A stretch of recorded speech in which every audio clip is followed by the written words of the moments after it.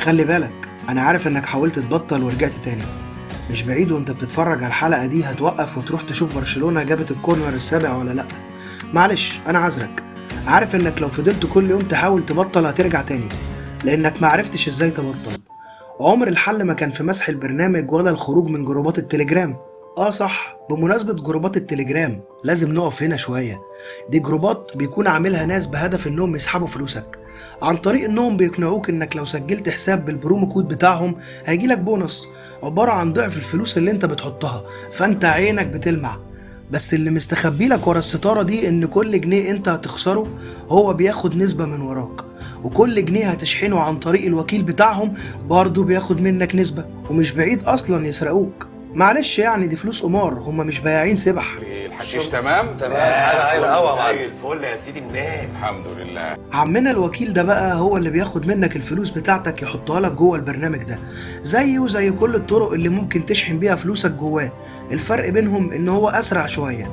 تعرف ان لو عدى يوم من غير ما تشحن من خلاله هتلاقيه بيكلمك يطمن عليك، قصدي يستغفلك. انا حرامي يا ناس، انا حرامي يا ابو محمود، انا حرامي. ايوه حرامي مالكيش يابا. الجروبات دي بقى او خلينا نسميهم العصابة، اول ما تبدأ يومك هتلاقيهم بيدولك كود تحط عليه فلوسك فتكسب، يديك كود تاني فتكسب، يديك كود تالت فتطمن وتكسب. ناس طيبين قوي قوي قوي يا محمد. هوب يروح جاي مديك الكود الرابع تحط عليه كل فلوسك فتخسر وياخد هو نسبته. وهنا بقى مش هيسيبك في حالك ابدا، هتلاقيه كاتب معلش يا شباب هنزل لكم كود دلوقتي تعويض للخساره. يعني عبط احنا بقى، يعني فاهمني. طبعا كلنا عارفين ان الطمع هو اسهل الطرق للنصب، واللي بيكمل ويمشي ورا الناس دي ممكن يوصل بيه الحل انه يسرق. وكلنا شفنا الحلقة اللي فاتت الموظف اللي اختلس 11 مليون جنيه عشان بس يعوض خسارته. خلينا نرجع سوا كده لأول نقطة، وهي ازاي تبطل صح عشان ما ترجعش تراهن تاني. أول خطوة هي اعترافك الحقيقي بالإدمان.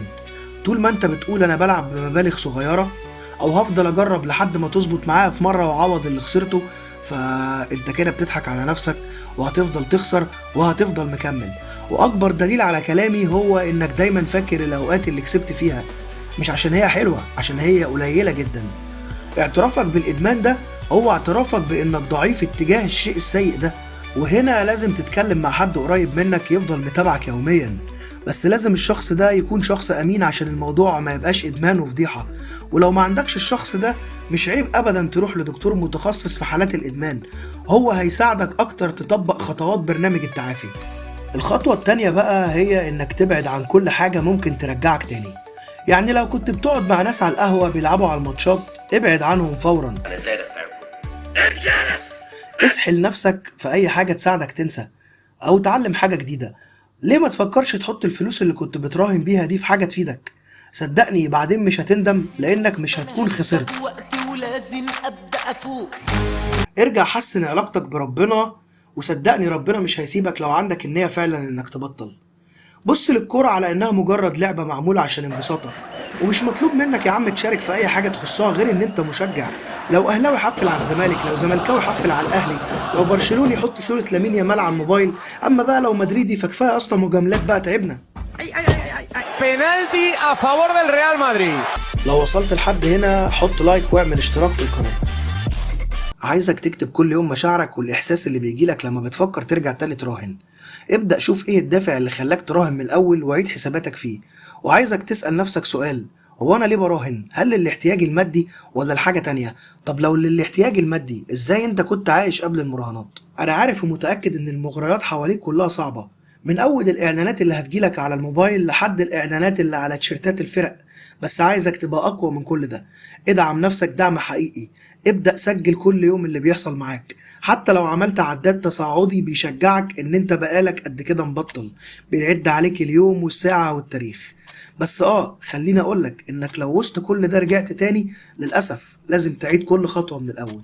احنا وصلنا لاخر الحلقة، عايزين ندعي ربنا يثبتنا ويعافينا جميعا من الابتلاء ده. اشوفكم على خير في الجزء الجاي من السلسلة دي. يا ما بعتوا بعض زي علي وهانيا، انتوا مكشوفين قصادنا زي مصلحة رانيا.